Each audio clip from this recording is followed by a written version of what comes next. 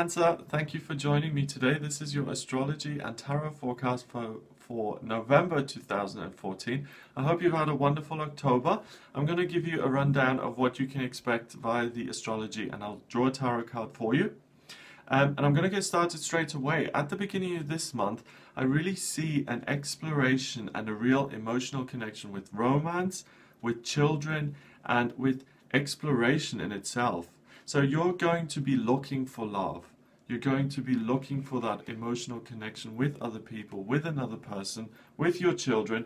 But basically, you're going to want to feel closer and bridge the gap between you as an emotional being and the other person. So this is, you want to climb down into someone and understand them and feel what they feel. You become very much focused and interested on your feelings and the feelings of other people.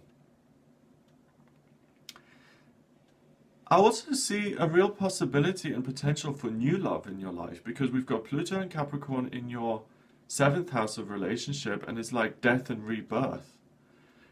What you don't care about, or if you explore your feelings and realize, I don't care about this person anymore, I want something different. There's a real that's the death part. And then the new life is, oh, I met this new guy and he's amazing and good looking and he just makes me feel like I'm on cloud 9 and everything's popping and zinging and wow. It's that kind of thing. That's what the Pluto energy brings. It's an ending and a new life. It's a phoenix rising from the ashes. And that really stays with you until the 5th of the month, yes, which is Guy Fawkes here in the UK, which is bonfire night. We light big fires to kind of light up the dark. The clocks go back at the end of, either back or forward, I never know, at the end of October, and you know the nights really start to draw in here. So it's a real wonderful kind of celebration for us to really kind of explore the dark and to connect with other people, and it's a sense of community, and that's really similar to what you'll be feeling in terms of what's dark in my life and how can I bring the light. Isn't that great?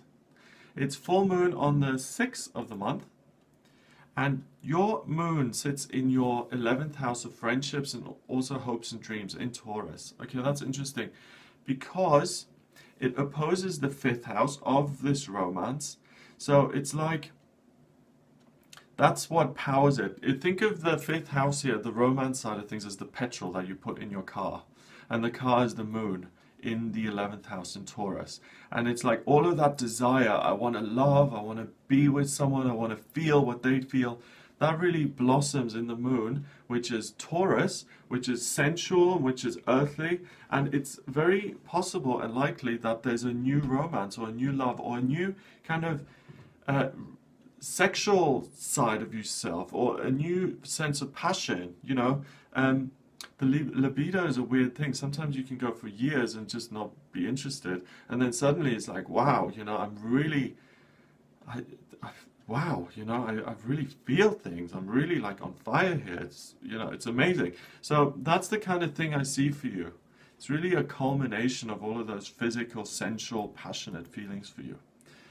Right, Mercury goes into Scorpio and joins all of this activity in your 5th house on the 9th. So not only that, you will continue to feel what you've been feeling, but you will also want to communicate it now. So you've been thinking about going up to that person that you've always really been interested in, but have always been afraid to. You will communicate that and you will go up to that person. You may start to do internet dating if you want, or you may do speed dating or go to a singles bar, whatever. But the good thing about this is that Jupiter, which is the lucky planet, is in Leo. It's in your 2nd house, and it squares all of these things on the 9th as well. So this means that there's a luck factor in terms of you may get a gift, or you may get, that could be a gift from the universe, as in the ideal partner comes in, you meet the person you want to meet, or you get an actual gift, like a wedding ring or an engagement ring or a bunch of red roses, or it really feels a lot like Valentine's Day to me, 9th of November for you. Awesome. Okay, as the month progresses, that Jupiter love connection really grows, and basically Venus is the planet of love, Aphrodite, Venus, she's the goddess of love, and she's squaring Jupiter, which means there's friction and energy. Jupiter is the blow up energy, it's the expansion, it's good luck, it's good fortune, it's the biggest planet in the solar system. So whatever Jupiter touches gets bigger. So very simply, your love grows. 13th November, 14th November, really, really strong 14th November, wow. And this is the kind of relationship and love that you've been looking for. This is the Prince Charming. This is like when you were a little boy or a little girl, 5 years old, you've always had that dream of, this is who I'm going to end up with. This is the kind of person that you meet. It's what you've always wanted, what you've always held within yourself. Wow. I'm excited for you. I'm really excited for you. Let me know how this goes. It looks awesome. Okay. That continues. So the middle of the month is really about this kind of romantic side of things. Venus moves into, it leaves that big clump of planets that you've had in your 5th house of romance. It leaves it now, goes into the 6th, and goes into Sagittarius in the 6th house. And the goddess of love now starts to explore your daily life. So it could be that you've met someone and now you start to think about how you're going to bring this person into your life on a daily basis. How you're going to see them again all the time, how you're going to end up living together, you know, how we're going to get married and have children, maybe a bit premature, but you start to explore of how you can transform your life to connect it with this other person.